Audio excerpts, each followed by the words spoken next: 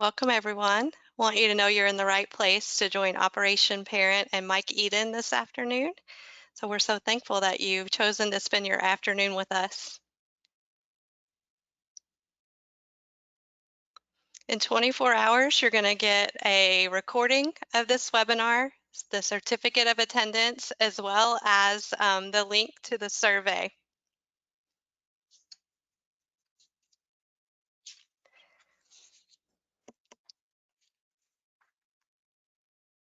We want to let you know that we are going to be using the question feature primarily today. So you're going to be muted during the presentation, but we would, however, be overjoyed to hear from you via the question section. You can submit your questions at any time during the presentation. They are going to come directly to Amanda and I confidentially, and then we will read them out at the end of the webinar. So make sure that you stay tuned with us. We're going to get those privately and send those to Mike for the end of the presentation. We want you to know we've lined up, as always, some really awesome handouts for you today. We've got a PDF of the slides that we're going to go through with Mike Eden. From the American Association of Pediatrics, we've got one on kids and screen time, as well as an additional one from the organization on unhealthy gaming.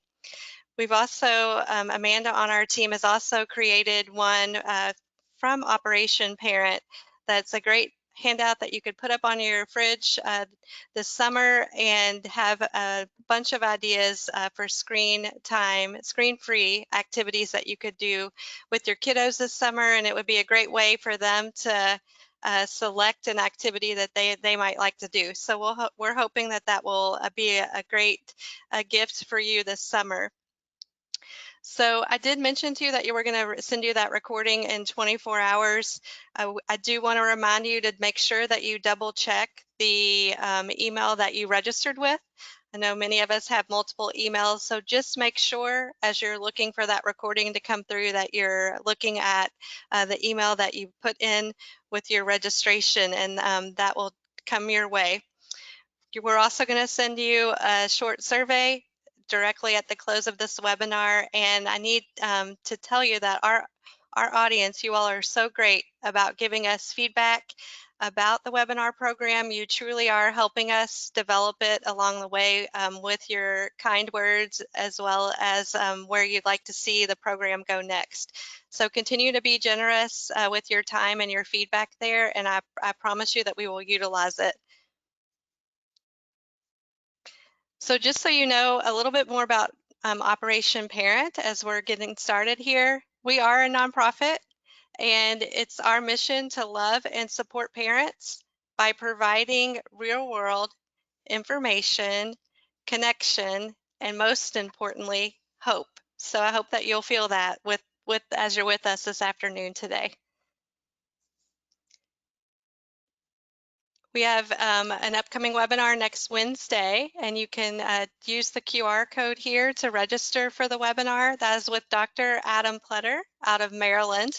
That is a unique time for us and a unique day. So hopefully you are also available to join us for that webinar.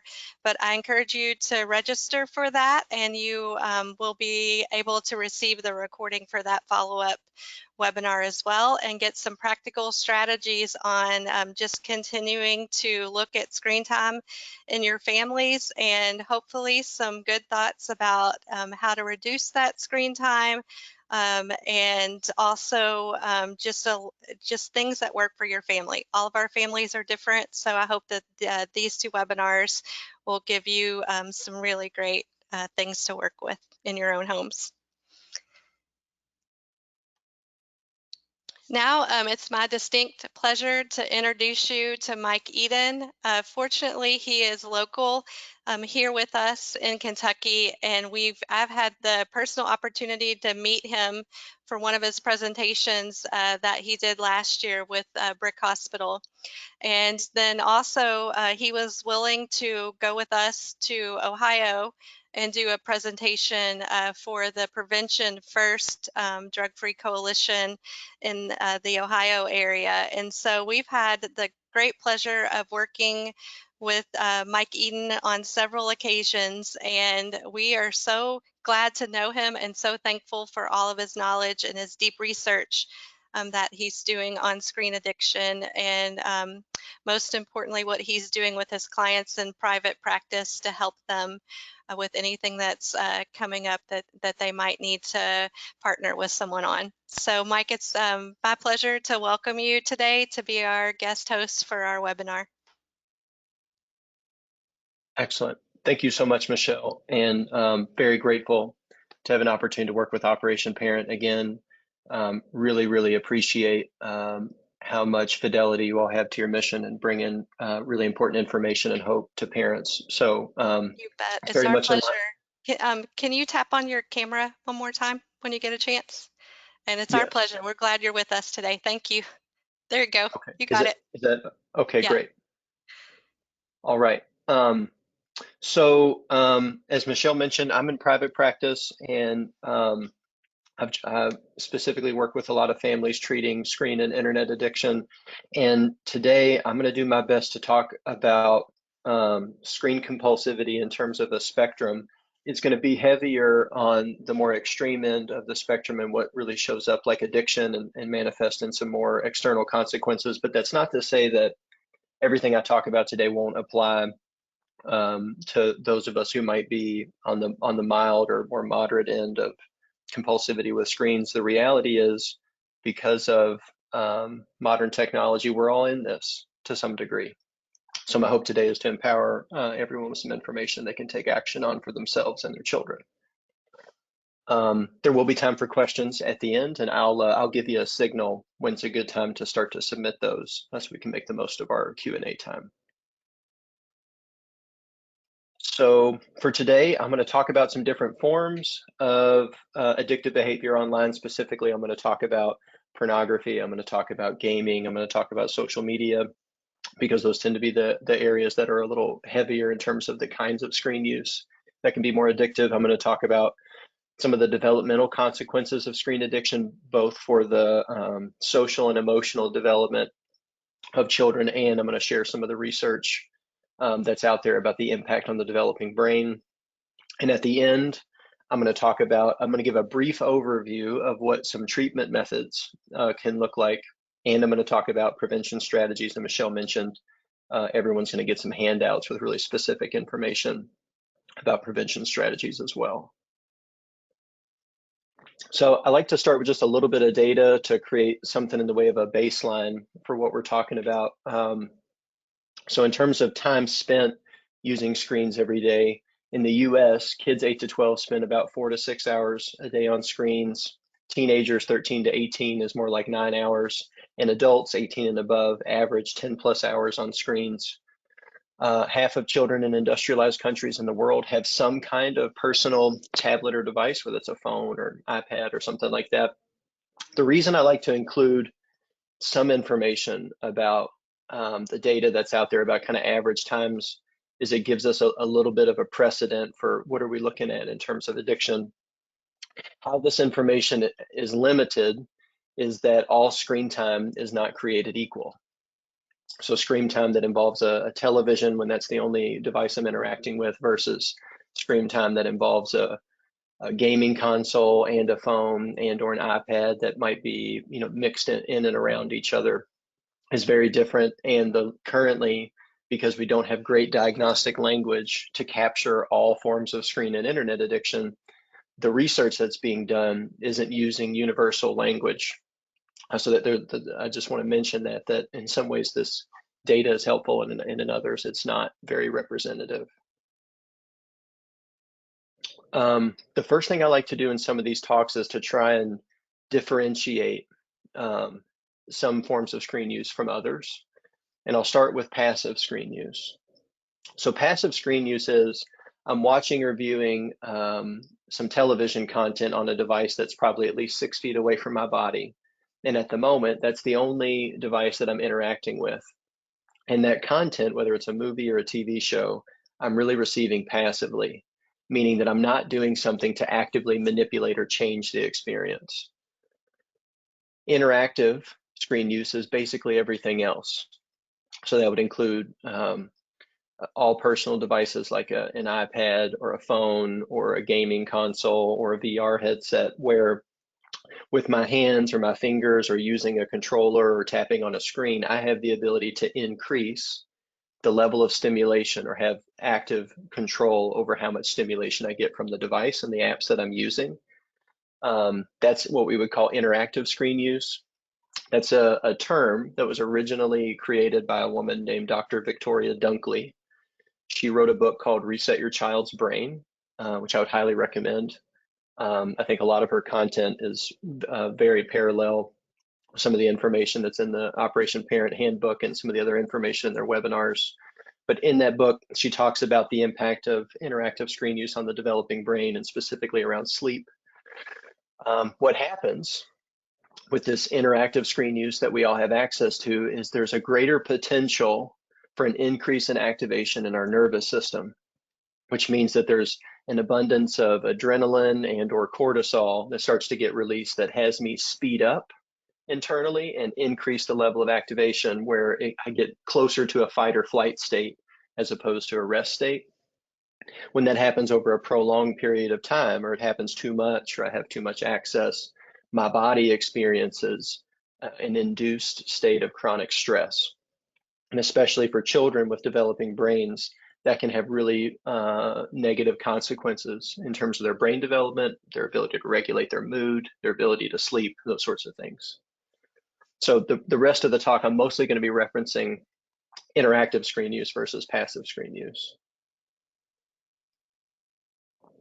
Part of the reason that there's this greater potential for an increase in activation in our nervous system is that through our evolution as a species, as humans, part of what's happened is we've developed the ability to become highly attuned to very small and nuanced changes in our environment, which would be changes in colors or noise or landscape, because thousands of years ago, we needed to be able to discern that a twig that snapped 50 yards behind me might be a tiger, and I need to mobilize my defenses to protect myself.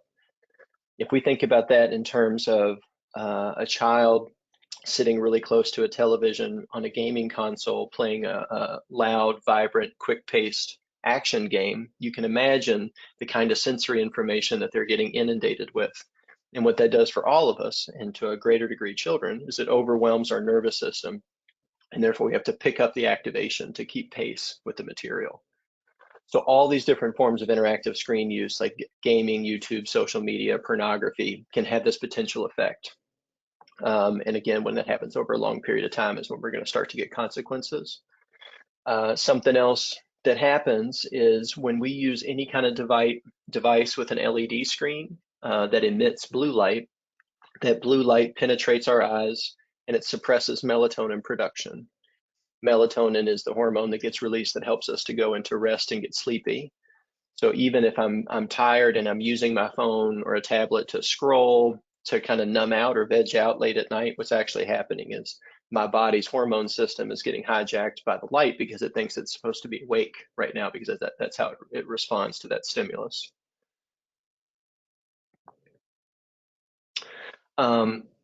In the Operation Parent Handbook, there's some specific content about red flags to look out for when it comes to your children and some of their behavior online with social media.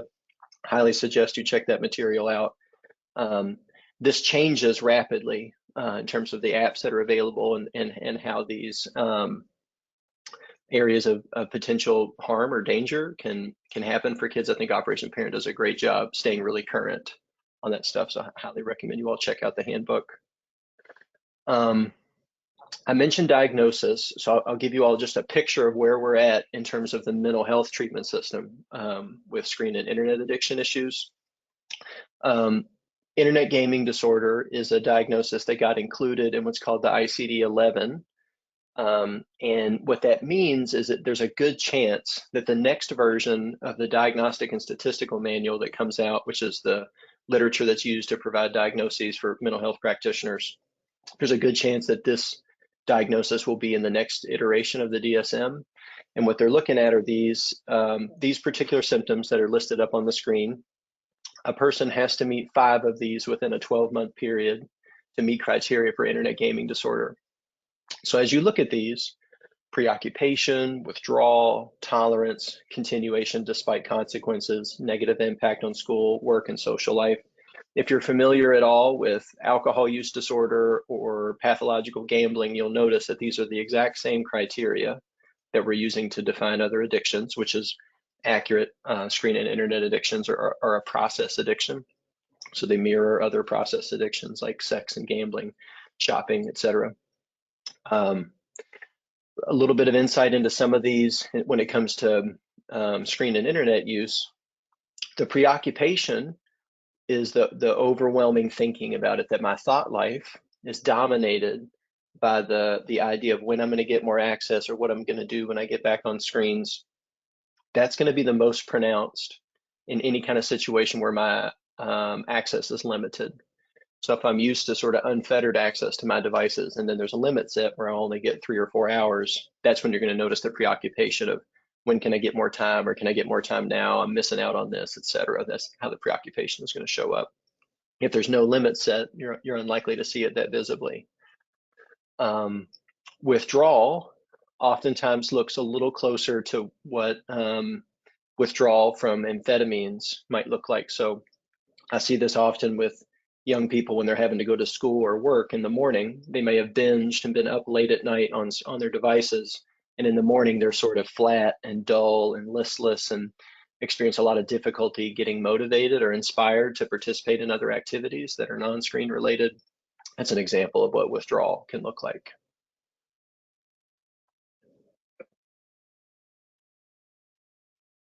So I want to provide a little bit of definition for sexting. Sexting is an umbrella term, and it's a way to describe really anything that involves the practice or the behavior of using some kind of digital device to perform some kind of sexual or erotic exchange of information, which can be, we write each other text messages back and forth that are of a sexual or erotic nature. It could be that we send videos or photos of each other. It could be the sharing of pornographic images or video pornography, or it could also be using a device like FaceTime or Zoom or Snapchat to do mutual masturbation, where we're videoing each other while we're having a sexual experience. All of those would be different forms of sexting. What I often share with parents and professionals is that even though it may be difficult to hear, especially for those of us that are parents, sexting is normative behavior for most adolescents and adults. Normative just means that it's statistically likely to happen. It doesn't mean it can't be problematic, because it can. If we look closely at different forms of sexting, you'll notice all the normal stages of courtship can be present, which involves noticing another person and letting them know that, or demonstrating what I think are my attractive qualities, flirting, observing another person for their attractive qualities. All of those normal, natural stages of courtship can happen through the medium of sexting. How it can become, one way that it can become problematic is when that behavior is part of a more compulsive pattern of stimulation and overactivation online. An example of that might be a young person that gets exposed to pornography early. Just for reference, the average age of initial exposure to pornography in the United States is 10. So let's say someone gets exposed really early and they start to pursue a lot of that pornographic material. What that means is they get used to this endless pursuit of novelty that's available to them in pornography. They're never going to find the end of internet porn. And because of that, the level of dopamine that they get in response to that material continues to increase, and they develop tolerance. And that means that they potentially can develop tolerance to the point where I need a certain level of stimulation in terms of imagery and excitement and the progression of imagery in order for me to maintain arousal. And that level of stimulation eventually can surpass the amount of arousal that I can get just from interacting with another person. So if I'm now in a dating scenario where we're in this mutual exchange of flirtation and things have become erotic or sexual in some way, that tolerance that I've built up is going to flood into that moment, and likely there's going to be a great amount of urgency to the kind of response I need to get from you, which commonly with young people looks like trying to get photos or nude photos or videos of the other person, and there can be some aggression or urgency that shows up in that moment, and that oftentimes can be really problematic. One of the most common precursors to treatment in some of the families that I've worked with is some kind of consequence related to sexting that other parents find out about or the school finds out about, and then there's a call to a therapist made. So I just want to provide a little context for that piece of what's happening in our culture around sexting. These are just kind of collateral signs of screen and internet addiction. What that means is that in and of themselves, one of these doesn't mean a person has an addiction, but if there's a whole bunch of these as part of the profile, then it's pretty likely. I'll mention a couple of them. I talked about insomnia and chronic sleep issues. That's really common. Some kind of inappropriate emotional tantrum related to the setting of limits or having my device taken away is another really common indicator. If there's what looks like rage and or experiences of violence accompanied around getting my devices taken away or having limits set, that's a major red flag. What that means is that there's a couple things combining in that moment to create those episodes. One is tolerance. My body and my brain has grown accustomed to a certain amount of this stimulation to get the level of dopamine I'm accustomed to. And if I'm not getting that because there's limits, I'm going to be upset. Sort of like if an alcoholic is used to drinking 10 beers every day and they only get to drink 2, they're probably going to be pissed. The other is most folks who have screen and internet addictions have very, very limited distress tolerance. Distress tolerance is I have the ability to feel pain and discomfort in my body, whether physical or emotional, and I can stay present with that and let that experience kind of wash over me and move through me, and I don't necessarily react to it really intensely. That's what distress tolerance is.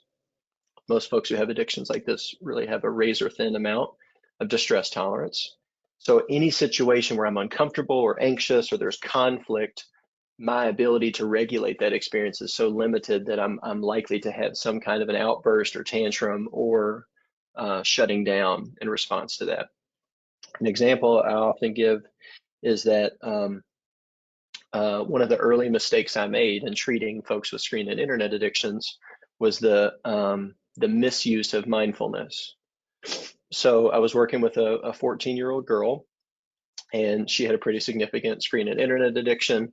Her family got on board with setting some limits, and we began treatment. And like a lot of other forms of addiction treatment, I thought it would be a good idea to start with some mindfulness meditation. So I instruct her to slow down her breathing and start to pay attention to her body. And in a moment, I was going to stop talking, and I would just ask her to notice what shows up for her in terms of her emotions or her thoughts. And the moment I stopped talking, she began to have a panic attack. And what I realize in hindsight now is what I had created for her is the exact moment that she compulsively avoids, which is to be still without any distraction whatsoever and to have to pay attention to what's happening in her body. Because she was so hooked on her devices and always having access to an external way of regulating her inner experience, she had no ability to tolerate the situation I had created for her. So it's an example of a limited amount of distress tolerance. One other thing I'll mention here is the extreme methods of deception. So it's common that if I become compulsive with screens and I get limits set, there's probably going to be some extreme ways I try to gain access. I've worked with kids who found pieces of old computers in the house in different areas in the attic and put them back together so they could get online, to finding old, decommissioned phones parents forgot about, which is easy to do, to colluding with the neighborhood kids to keep their accounts online and then talking through the windows at night to make sure they can know what happened online that day. So those are all examples of extreme methods of deception. I've talked about dopamine a little bit. Dopamine is a neurotransmitter that's emitted in our brain, and it's paired with an experience of pleasure or euphoria. So it's released naturally when we do things like eat foods we enjoy, have sex, when we exercise, and when we experience social connection. The reason that dopamine is tagged to those 4 specific behaviors is, if we think about those 4 behaviors, all of those serve an essential survival function of our species. If we do those 4 things in balance, we're more likely to pass our genes on to the next generation and our family line continues. we experience a biological imperative to do those 4 things. So if a behavior like screen and internet screen use becomes really stimulating and I get an abundance of dopamine from that behavior, what's going to happen is that's going to climb the ladder of priority over these other 4 behaviors. And the way my brain interprets that experience is anything that produces an abundance or an abnormal amount of dopamine, my brain interprets as having evolutionary benefit, which means we're going to pay really close attention. And I'm going to pay close attention to all the ways I was able to set up that experience. And I'm going to start to eliminate anything that's going to distract me from getting more of that stimulus, which likely will start to include my social relationships, exercising, food, and or sex. Not because it's a moral thing, but because that's the way my brain is interpreting what's happening with the response I get from that behavior. All of the apps that are most addicting, like TikTok or YouTube Shorts or some of the online games we have access to now, hire teams and teams of psychologists to make sure that their material is as addictive as possible.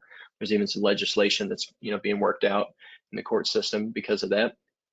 Why that matters is that a lot of these companies have gotten really sophisticated about how to use something called rhythmic novelty seeking.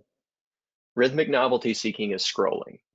So when we scroll with our hand on our phone, looking at Facebook or LinkedIn or Amazon or the news or whatever you're scrolling through, in essence, what your brain is hunting for is novelty. It's looking for new information. New information, novelty, is one of the primary change agents of dopamine. So when we scroll Facebook and maybe eventually you start to figure out you're really not stopping and reading very much, you're just continuing to scroll and scroll and scroll, and then you start to lose time and maybe become a little bit disorganized and kind of forget why you went there in the first place. Rhythmic novelty seeking is the mechanism that creates that experience, which is the reason that a lot of these apps, even Facebook and Instagram, still all have the stories function because they want to use that reel. TikTok really got a hold of that reel idea. There's a reason that that has become so addictive for a lot of kids and adults. And it's because you never reach the bottom. There is no end to TikTok. There's no end to the reels on Instagram. And that's designed for a purpose. That means there's no end to the novelty my brain can experience. And what we now know is that the algorithms that are used in those apps are super sophisticated. It's going to continue to suggest material to you based on what it knows you already like, and you're more likely to stay there longer. One other thing I'll mention here is it's really common for a lot of online games that are targeted towards young people to use characters or avatars that are more sexualized or erotic. That adds an addictive component to it potentially. What it can also do is mirror some of the content that they might be pursuing in pornography. So whether I'm watching, intentionally watching pornography or I'm gaming, I'm still getting inundated with a lot of erotic material, even if that's not my original aim. The other thing is that a lot of games use something called loot boxes, which is a clever way to include gambling in an online game. What a loot box is, in short, is, let's say I'm moving through various levels of a game and I kind of reach a ceiling. I can't get quite to the next boss or the next level, but if I buy this treasure box, I might get access to certain skills or abilities that allow me to get to the next level. The catch is, I don't know what's in the box when I purchase it, hence gambling. I have had calls from families where kids might have spent a couple $1,000s one night because they uploaded the credit card and started buying loot boxes.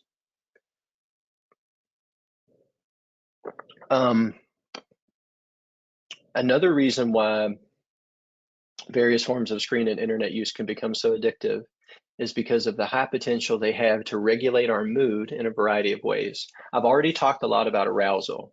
Arousal is that influx, that pickup of energy in our nervous system where I get really revved up and excited and euphoric. My blood pressure increases, my heart rate increases. There's an influx of energy. Another way that it can regulate our mood is with satiation. Satiation is about getting numb. Common form of satiation with screens is like a double screening experience where maybe I put on a movie or a TV show I've seen a million times that I barely have to pay attention to know what's going on. And then I get out my phone and I start to scroll as well. So I'm kind of passively watching the TV, mostly looking at my phone, that would be a form of satiation. The longer I stay in that situation, the more numb and disconnected from my body I'm likely to be. Another form of regulation is with fantasy. Fantasy is kind of the last stop on the block in terms of mood regulation. It's what I'm experiencing is so intense or so painful, and I feel a sense of helplessness around that, that fantasy becomes the total and complete escape from that experience. I transport myself to another world or another experience altogether. Pornography, gaming, and social media all house very specific components of fantasy that can capture all of us, but specifically young folks.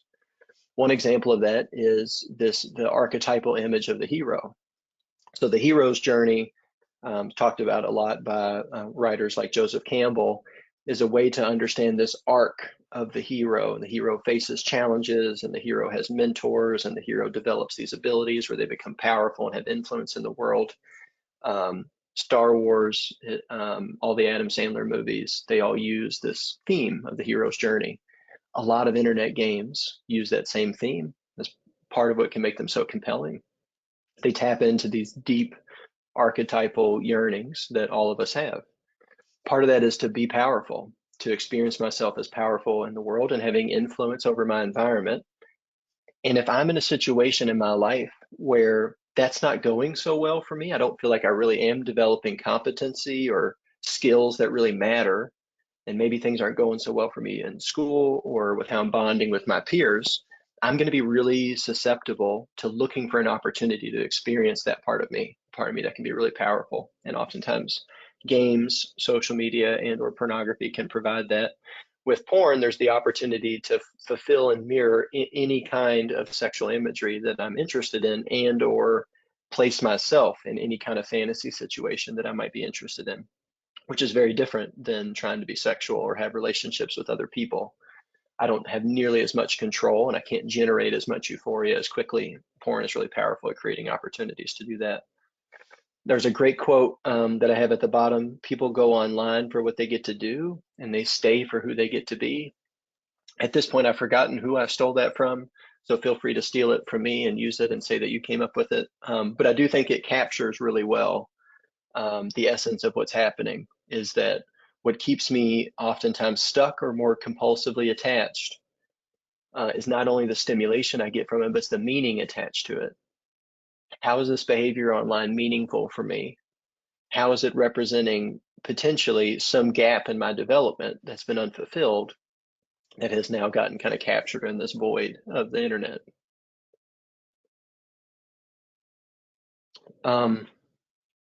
It's been my experience that there potentially can be a lot of overlap and or confusion between screen and internet compulsivity and a neurodevelopmental disorder like ADHD or autism spectrum.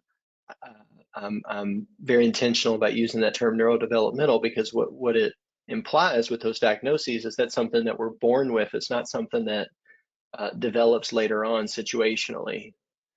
What can happen is that when someone gets really compulsive with some online behavior, it can mirror ADHD and or autism spectrum.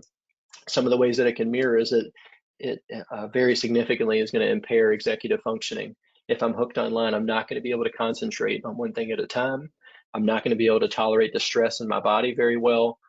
I'm not going to be able to articulate my feelings and have nuanced emotional experiences and describe those to others and or demonstrate empathy, because I'm going to be, again, so razor thin with my distress tolerance. That's going to be challenging. So the takeaway from this, I could spend several hours talking about this particular niche area of this topic.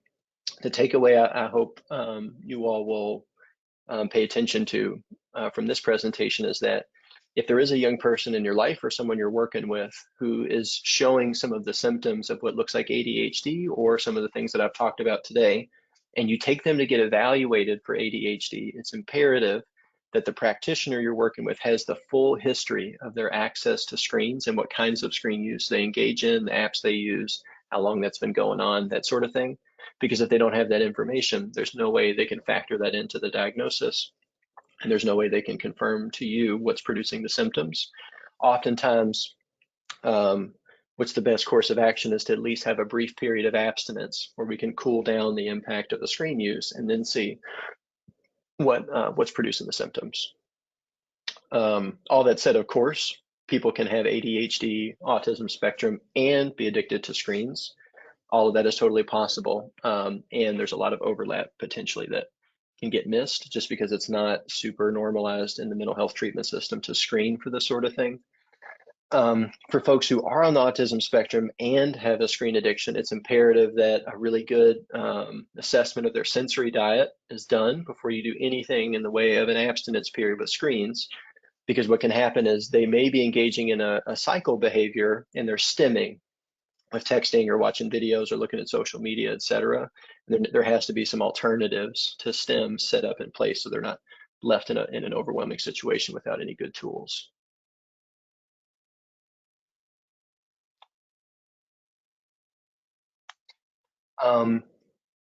So what this slide is about is to try and articulate that if you're a person who didn't get a cell phone until you were an adult or until you were at least out of high school, chances are you're pretty good at using different devices for different functions. You might be able to use your phone for social connection. You might be able to use a tablet or a PC for work-related things, and maybe you use an iPad or a TV for entertainment-based things. And there's some lines of division between how you use those devices. For folks who that's not true for, folks who maybe got access to some kind of smart device prior to 18, it's very unlikely that they use screens in that way. Because most devices are smart and have access to all the same apps, it's more likely that they're going to use every device for all the same functions. There's a bunch of reasons for that. One is that every time we pick up a device and we watch YouTube or game or watch pornography, my brain tags an association between that physical device and the kind of experience I'm accustomed to having there. And every time I pick up a device like that, all those same regions of my brain are going to fire up, regardless of what my intent originally is when I pick it up. So if I use a device at home to play and have entertainment, and I go to school and use a similar device for school, my brain is not going to be able to differentiate between those two experiences. And what's going to happen is I'm going to be really likely to ping pong around all the apps that I'm accustomed to using at home, even though I'm technically on my school device. The kind of metaphor is if a chronic alcoholic had to take the SAT in a bar, chances are they could take the test, but their brain is going to be very active with all the other things that they're accustomed to doing in that physical space, and they're going to be distracted. The same is true for children in our education system. Another piece of that is task switching. Daniel Goleman goes into great detail about this in his book Focus, if you're interested. The basic piece is that multitasking is a myth. That's not something that our brains as humans do. What we do is task switch. We move from one task to the next. Oh, sorry about that. When we move from one task to the next, little pieces of our concentration are left at the place we just were. And there's actually some research done about how much time does it take for us to return our attention to the original task once it's interrupted, and it's 27 minutes. So if I'm working on an email and I get a text message and I look at the text and I answer, I come back to the email, it's actually going to take my brain 27 minutes to dedicate the concentration back to that singular task. Now, if we think about that in the scope of using multiple devices and having multiple phones or switching through a variety of apps all within a couple of minutes on my phone, you can start to imagine how spliced our attention really gets. And that abundance of neural activity associated with all those tasks diminishes our ability to focus our attention on one thing at a time. And again, this is something I judge all of us are exposed to a really high degree. I'm going to move through some of this quickly so I can make sure we have time to talk about prevention and treatment. Another wrinkle, talking about our nervous systems as humans, is that what we're designed to do in our essence is we're designed to do what's called co-regulation.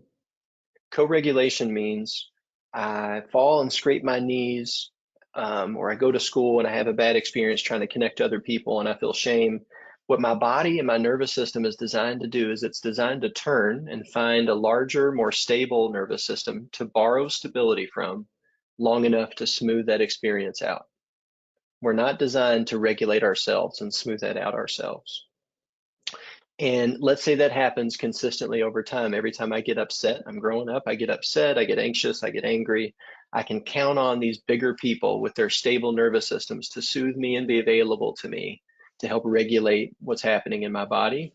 And that's going to get regulated really well if they're using soothing tones in their speech. It's not so much exactly about the specific words that they use, but about the availability of their own stable and calm nervous system to help regulate me. If that happens well over time, that creates what's called functional attachment.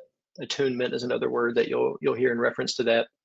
Attunement is about a parent's ability to notice and perceive the needs of the child without any kind of words associated with it.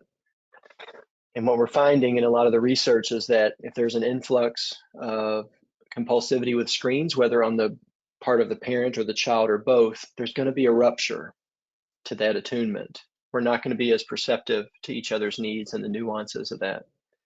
So that starts to give you an idea of who is more at risk to develop something like a screen addiction.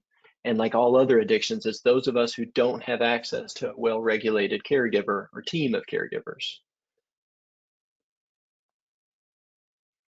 This is an image that I use a lot with the families I work with, and this autonomic nervous system ladder looking at the vagus nerve is using Dr. Stephen Porges's work, and he created something called the polyvagal theory. I won't go into great depth about all the technicalities of that.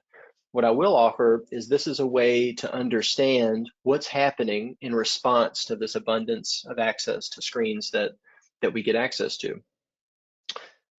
Ventral vagal activation is a way to describe social engagement. It means my nervous system has enough energy in it to be social, where I'm interested in connecting, but not so much activation that people feel threatening to me or I'm overwhelmed.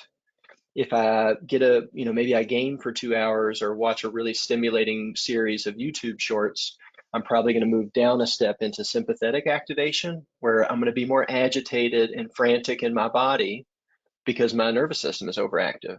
And now my parent comes in my room and says, hey, would you like to go outside and throw the ball around? And I have this enormous explosion of anger and irritability at them interrupting me.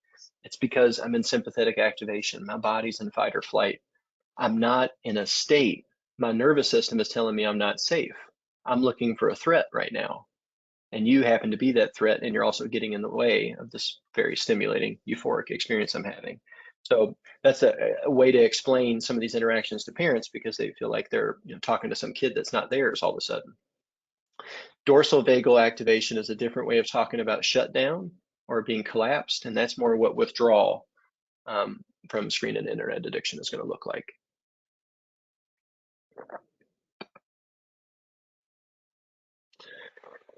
I've mentioned this a little bit. I really want to emphasize this idea that I've talked about this mostly from the perspective of the person using the devices, being the child.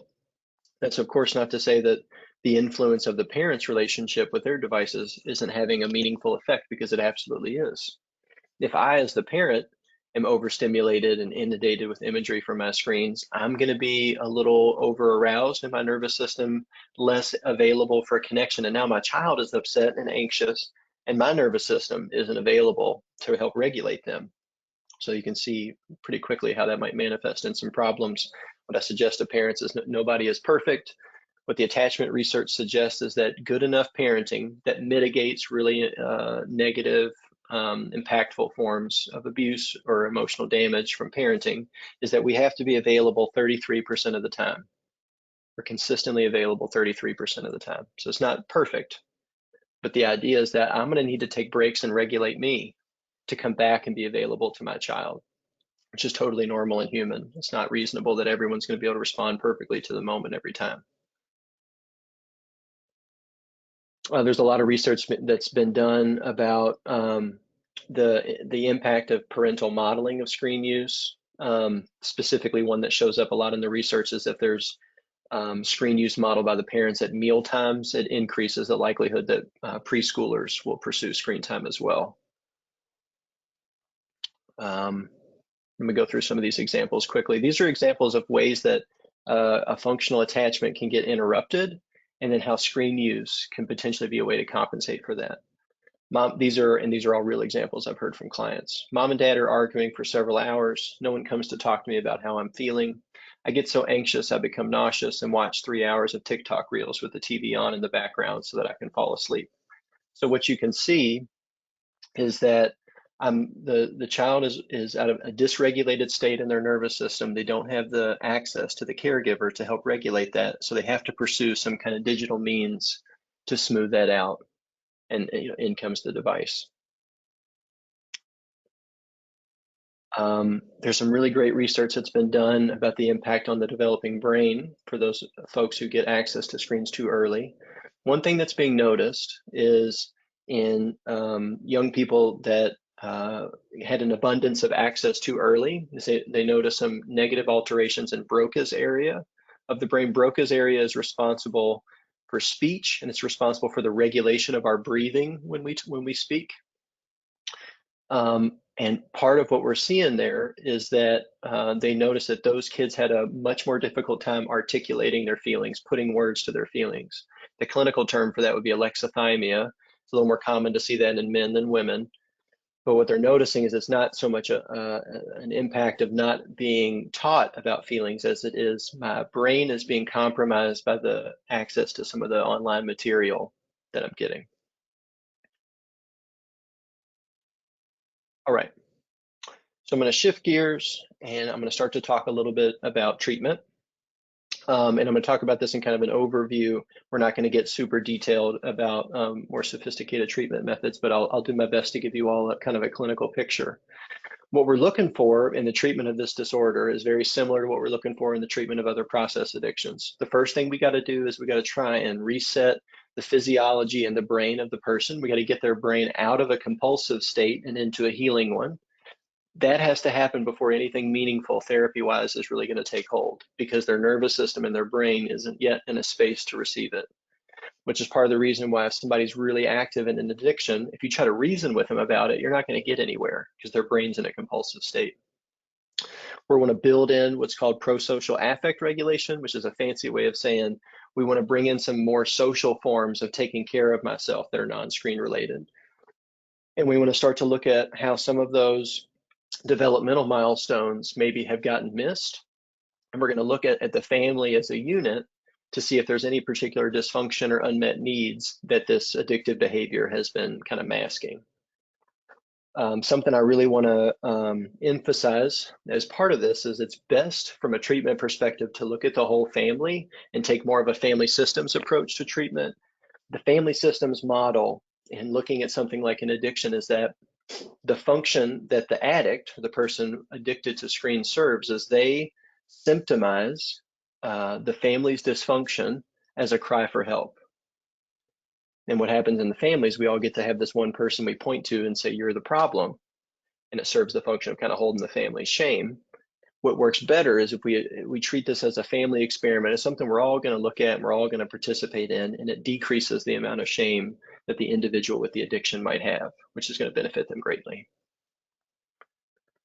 So the place to start, if someone truly meets criteria and has an addiction, is to start with an abstinence period, similar to how we would with other addictions.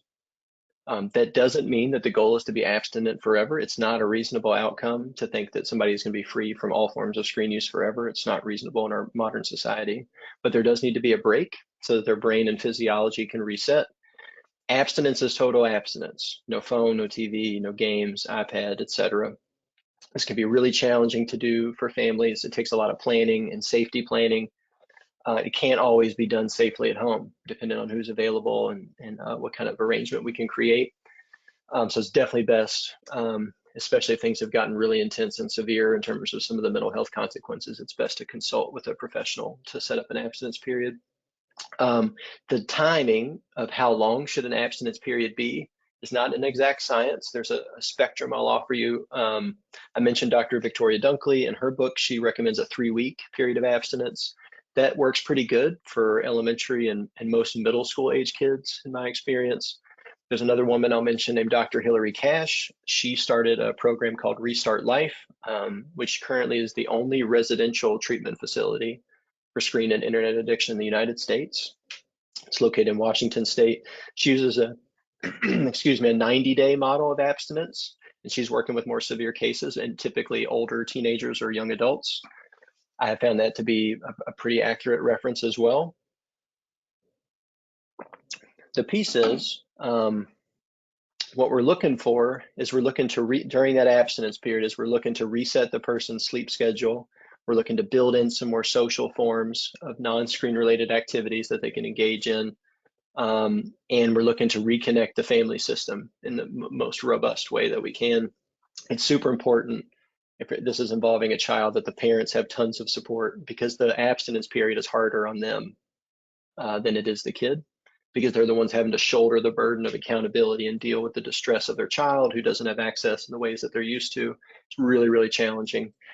I'll just mention this, that because our education system is so screen dependent, at earlier and earlier stages of education, working with schools to go screen free for a period of time is a major, major barrier to doing this. We might be able to talk more about that in the Q&A portion, and I can share some of my experiences of advocacy in that area. Important piece to take away is that before an abstinence period starts, before you do anything like that, it's imperative that the parents be on the same page and have a united front about what the boundaries are. I wouldn't advocate starting before you have that.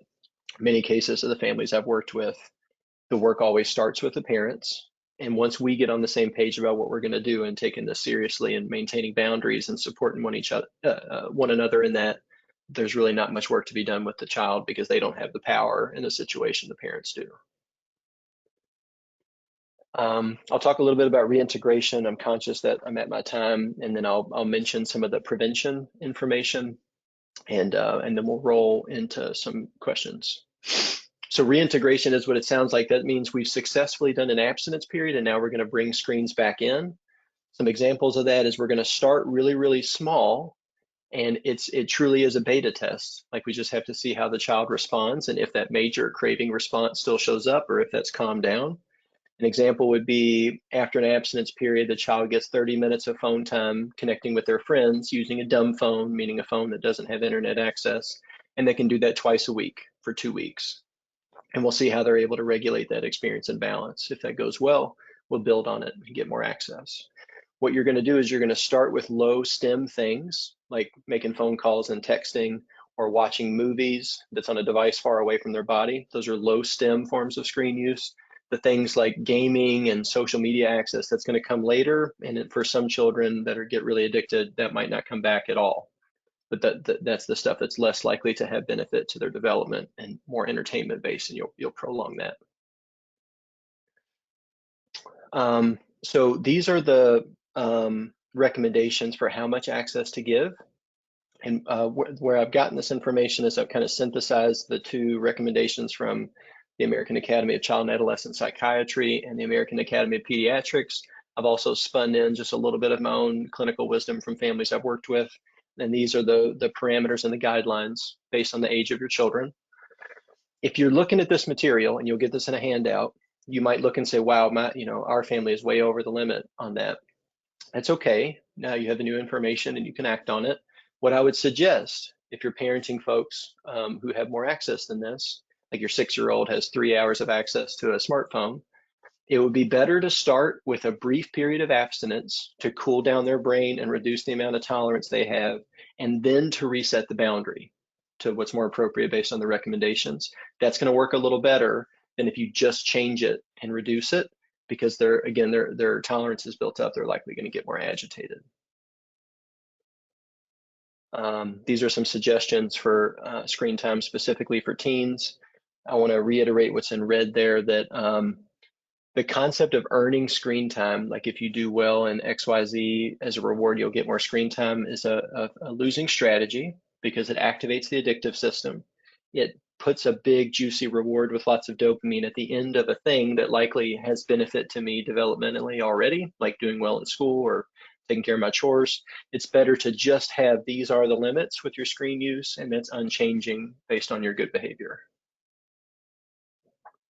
There's some more tips for healthy habits. I'm conscious, Michelle, that I'm at my time, so I want to be respectful of the limits of our time here in terms of this talk. Does it fit now for us to move into some of the content that you all have, and to start moving into questions? We're okay if you want to hit a couple more slides and then we flip Okay. over, if that'd be Okay. good. Yeah, you're Sure. good. Absolutely. Thanks for checking in though. Um, You're good. sure. Um,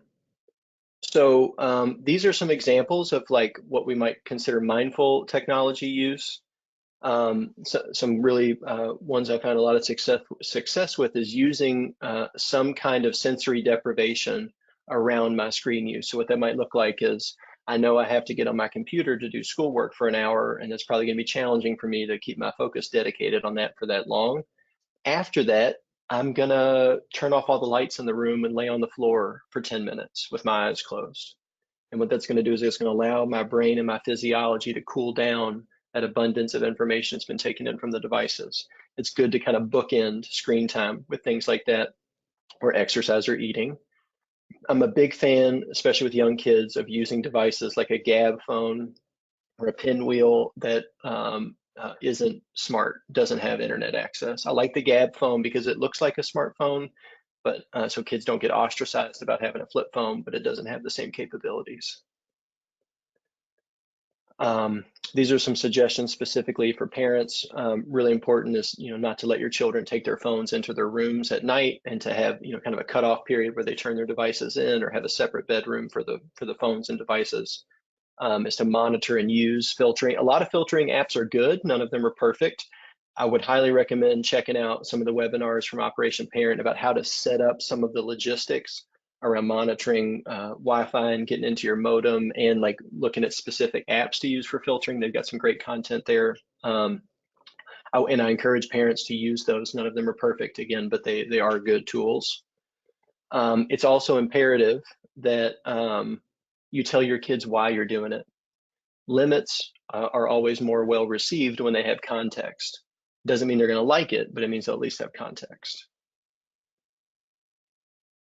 Um, so this is some information about ways that schools and communities can participate in kind of keeping par with some of the ways that technology changes, and how we can support our children and not getting addicted or potentially experiencing harm online.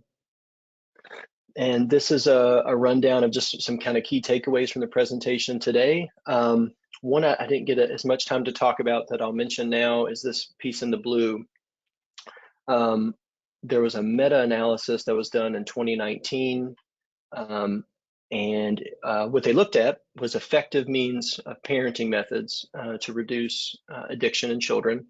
What they found is the sweet spot is the first is active ongoing dialogue, which looks like having conversations with your kids about the kinds of things that they experience online, and doing that in a way that tries to support their own voice and doesn't position them to take on your opinion of that material, but to develop their own opinion of it. Because ideally, what you'd like them to have is their own kind of skeptical view of the content that they consume online.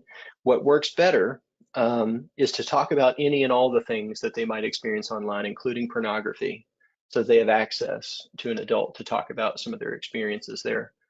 The other piece is to set limits and to hold firm boundaries as the person ages. That the basic idea here is that the stimulus that kids have access to is just too much for them to regulate on their own. They really do depend completely on their parents to maintain boundaries with that stuff. So the combination of maintaining firm boundaries that are age appropriate and having ongoing active dialogue about the kinds of things going on online is the sweet spot of how to mitigate harm. That's what the research suggests. These are some books and information I would encourage you to check out if you've been curious about some of the things I've talked about today. Facing Internet Technology and Gaming Addiction is a workbook. If you're a clinician and you're working with folks who have screen and internet addictions, it's a really good tool to use for clients to have some work to do outside of session. It's going to support the work you're doing in therapy. Parenting from the Inside Out is a book that Dan Siegel wrote. Dan Siegel created the term interpersonal neurobiology. I referenced a lot of his work talking about attachment. One of the primary materials I recommend to parents. Super helpful. And here's some resources that you can check out online. A couple that I'd mentioned, Restart Life is that treatment center I mentioned in Washington State. They have some great testimonials and videos of parents and children that have gone through treatment. So it really kind of normalizes the process for folks that are considering that sort of thing.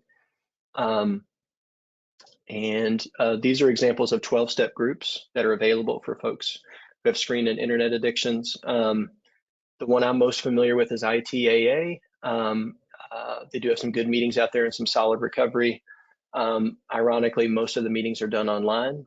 There's not a great volume of those where they can happen in person just yet, but there is some support out there that I've had clients that have had good success with. And this some information about a more in-depth CEU training that'll be available. I think Michelle is going to mention some things about that. I'll also just note that now is a good time to start to submit, if you have questions, to start to put those into the question tab. And then when we wrap up here, we'll be able to get to those. Absolutely. Yes. We wanted to let you know that Mike has made available his CEU training that goes way deeper on everything that we talked about today. So if you're a clinical person who needs to keep up your CEU credits, or you're just like us, really interested in screen addiction and how to tackle that in your own home, you'll find it valuable. So we provided the link. I believe there is a charge to participate in that. It's $50. But it's well worth it. It's excellent, and it takes you deep on everything we talked about today, plus so much more. We have some awesome questions lined up for you, Mike. And so first of all, we're going to tell the audience a couple things about Operation Parent. But if you haven't gotten your question in the queue yet, now is a great time to do that. These are a couple of our chapters in the Operation Parent handbooks, and the things that Mike covered today that we also cover in our elementary and our middle and high. So when you're looking at the elementary edition, you can get some ways to talk to your children about cell phones, social media, gaming, etc. And then middle high, you can continue to look at none of the technology is going to go anywhere anytime soon. So when you're working with your middle and high school student, looking at screen time and social media and things like that too. We invite you to go to operationparent.org/shop and take a look at the resources. We have a Spanish edition, Christian edition, as well as I've mentioned elementary and middle and high. You can see there that it's really affordable, a parent prevention resource that you're going to want to have in your access. And we have community advocates on our team that are really excited to talk with you about how drug-free coalitions and other organizations all across the country are using the parent handbook to get to parents earlier and talk to help them ramp up their talking skills with their teens so that you can tackle these tough topics one by one and really get in there and talk about these things ahead of time before they become issues. And so Carol and Allie and our team have states all across the country, and they have many examples, and they would love to sit and talk with you about all the many ways that you can use the parent handbook, and then also our TNT program. So our trends and training program, which was the slide previous, is a drug refusal type training for middle school students. And so you can actually order this prepackaged prevention education program. Everything you see in the picture there is pre-printed and made for you. And so you can order the whole box, have it come to you, and then provide a world-class prevention education program in your community. And Allie and Carol can also share with you the many examples of organizations that are using that across the country. It's a great time to be thinking, if you're a school partner on with us today, to go ahead and start to think about like what your August or your September might look like, and if that TNT prevention program might be a great fit for you. It's a new product, and folks are receiving it really well. And there's a QR code available on the handouts that you received if you want to get more information about the TNT. We also invite you to follow us on our social media communities, Facebook, Instagram, and LinkedIn. We are present and vibrant, and we try and give you little snippets of learning, as well as posts about upcoming webinars that you could share in your community and just help us get more parents involved. All right, so we have several questions prepared for you, Mike, or we received from the audience. And one Okay, of the great. first questions is someone was wanting to talk about the right or suggested age for a child to have their own screen or tablet. And so we had a couple questions along that framework. So I thought we'd go back to that screen and let the audience take a picture of it if they didn't get a chance to the first time you went through it. And maybe just get a couple more of your recommendations on, why it's important to reset if it's not happening this way in your home, which I know for most of it it's not. So that every day is a new day, and maybe some of your top tips that you see with your clients that are working in terms of maybe pulling back on the screen time a little bit. Yes. So with the first piece around like when to give a child access to a personal tablet or phone, that's what it's referencing there. If you see 3 to 6, 90 minutes of passive use would mean 90 minutes of watching TV and no interactive use, so no personal device if possible. 6 would be the earliest time, and what I suggest to parents is wait as long as you can. Wait until it's really essential that your child have their own personal device, and when you begin, I'd highly suggest it not be a smart device, but start with a device that doesn't have internet access, but you can call or text them and arrange, when they're getting out of school and the logistics of life as a parent, which there's all kinds of safety needs for sure, but delay that as long as you can for sure. When it comes to the abstinence periods, if you recognize that you're a little over the line on some of these, the abstinence period, again, is best done as a family experiment. So the more we can all participate, the better. And it reduces the focus on one person. As an adult, right, there's no way probably to be completely screen free for long periods of time, but what you can do is you can not be on your screens in front of your children during that period. So it's gonna elicit more buy-in from them. The other byproduct of that is if we all put our screens down, my experience has been we're more likely to connect. And oftentimes that may have been the missing piece that created the opportunity for more addictive behavior in the first place. Yep. Any tips for the habit of if we're riding in our cars together and your teens are on the phone? Any tips there for changing that routine so that there's a little bit more connection time in the car when we're together? I think it's ideal to do planned breaks as opposed to kind of full moratoriums. We're never going to have phones on in the car, sort of thing. Oh, that's So a good it can idea. be like, for the first 15 minutes, like we're going to have some time. I pick you up from school for the first 15 minutes. We're going to put your phone in the console or in your backpack, and we're just going to check in. Because in reality, we have been away from each other for quite a while and need to reestablish our connection. It's going to get interrupted big time by the screens. And what it also does is it recognizes their autonomy, that they probably want to be talking to their friends too, and not only you. So if you just plan a little bit of a break, and sometimes it's like if I know that there's relief from this coming soon, I can engage a little bit more versus, oh my God, I have to talk to mom for a whole 30 minutes without my phone. Yeah, that's awesome. So And that then would be one strategy. they also know what to expect. They know what to expect. It's just like when you're trying to do the transition off the game. If that's abrupt and they're not expecting it, it doesn't usually go well. So just Right. trying to have a game plan in place. I love that. So good. One of our guests asked if you consider YouTube to be passive or interactive. Interactive, definitely, because they have, there's the tab running continuously of all the videos I have access to next, very likely to click to the next one of those. YouTube also has the shorts function, which is highly stimulating. Basically, it's just a YouTube version of TikTok. So YouTube is definitely interactive, even if you're watching it on a TV. Okay, outstanding.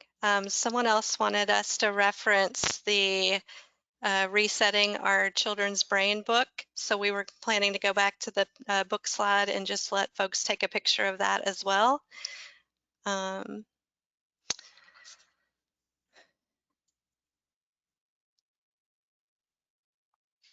and then while we're working there, with schools, we'll go on to, okay, here we go. So for our audience member who wanted to get a little bit more information about resetting your child brain, that book, and why you like that one so much.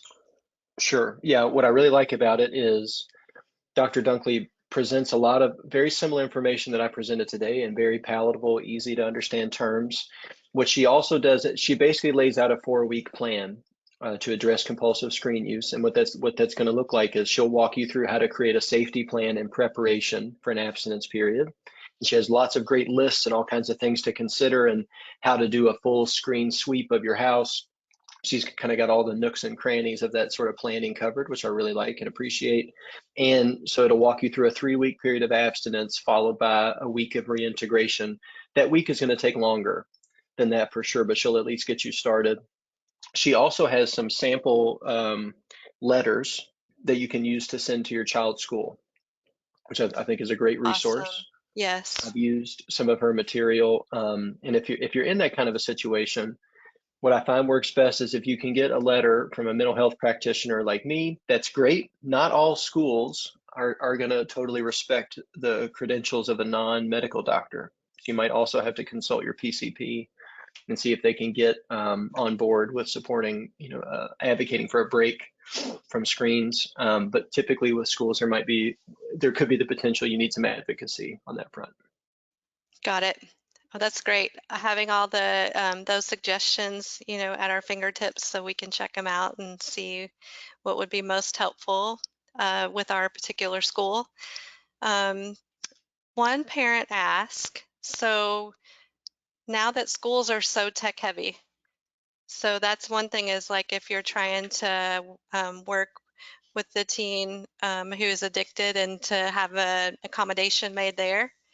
But for teens in general, they're on so much more technology during school now than what's happened in the past. So how do you see that? Um, you can't really ramp that down a lot during the school time. Um, but how do you work around that as a parent with what you're having them maybe do at home, knowing maybe they're already screened out based on how much time they're spending on their devices at school? Great question. So a couple of things that you can try. One is definitely having a break from screens when they get home. Michelle used the word screened out, like they're likely to come home very overstimulated. So if the first, 2 hours of being home are about eating or doing something active or something that can help decompress them, that's non-screen related, that's probably gonna pay some dividends. The other thing to think about is when they're in school, even if they're not using all their devices, the way that they're intended to be used 100% of the time while they're at school, there's still some monitoring and accountability. It's best to mirror that at home, which can look like just making sure homework is done in an open area of the house where it's possible other people can see what I'm doing online. And as much as possible, if you can limit access with filtering apps and that sort of thing on their devices that are school related, heavily in favor of that. The other thing you can do is make sure that they don't also have their phone on their person while they're doing homework on their whatever device they might have to use for homework. Put the phone in a drawer or in a separate room and set timers. Like, hey, I'm going to work on homework for 40 minutes. And for that 40 minutes, the phone's going to stay over here. When I'm done, I'm going to take a break and then I'm going to go get my phone and maybe I'll walk around the block for 10 minutes and then I come back and start homework again. But it's best to make sure that they're only using a singular device. Okay, that's hard to do, but awesome. That's such a great thing to strive for, to just tap down on the interruptions. So I'm pretty sure, like, I know one thing that resonated with our team is when you were talking about task switching And that 27, if you get a text, you're interrupted then for 27 additional minutes. That stuck with us, and I think that's something like all families can think about. I know the way that I overlay that is thinking about if I'm texting my daughters during school, what that then transfers, and if it's not important, it's not urgent, it's not something that needed to happen during school hours, what that transfers to in terms of learning loss. So, you know, you were talking about it generally in terms of like task switching and, but that is so much time, 27 minutes. Um, I think we think we're able to do that easier than what our brains can do. Yeah, absolutely. Absolutely. The best suggestion I can make for those folks on the call, whether you're a parent or just somebody who wants to take a greater look, take a 24-hour break from your devices and come back the next day and notice what's different. The data that you gather about your own experience of that will go so far in understanding what your children might struggle with when you set limits with them. So it'll provide more information than 2 more hours of listening to me potentially would. Such a good way to just put yourself in their shoes and see what it feels like. That's a great suggestion. Really good. Really good. Um,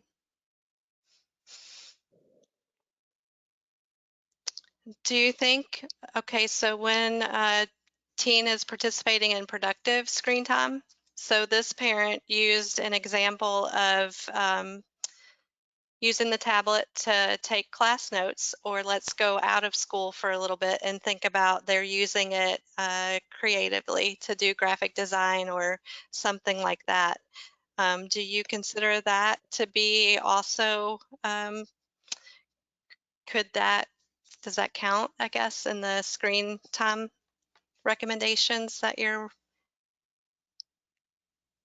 So sorry, I the didn't get that squared up really well, but just like, should we, no, it's a great yeah, it's yeah, a yeah, great question. yep. The way I would answer is yes with an asterisk that is the only thing that they do on that tablet the whole time they're using it. That's the asterisk. If it truly is, I'm staying only on this app, and for all those things, that would be wonderful. I'd have no opposition to that, or like that needs to be limits set around that. But if they can do it without switching to other apps, it would be different. Okay, I don't know a lot of folks yes. that do that, but that it's possible. But if you can, it's a way to get into your flow, get into your Sure. flow and kind of not worry about other things. And yeah, I got it. Got it. Um, let's see. For those of us that read, as we're trying to go to sleep at night. So parents ask, is reading on the iPad at bedtime to try and get to sleep? What's your thoughts about that?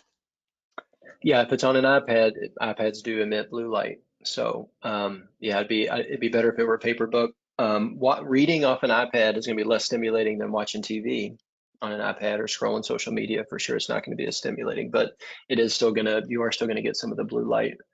Something else to play around with is to get blue light blocking glasses as well. Those are pretty popular these days. So I don't know, I'm not as much of an expert on the effectiveness of those, but it's something to consider. But the short answer would be, yeah, it'd be better if it were a paper book.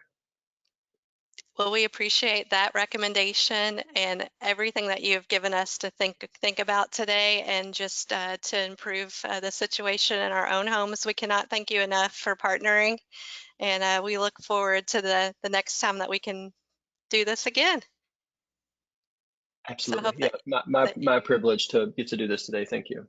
no, ours, we're honored to have you, and thank you again for sharing so much knowledge and giving us a way to start every day new and just keep trying. So we thank you, and we thank everybody who also took the time and joined us. We're honored that you would do that, and we will see you soon.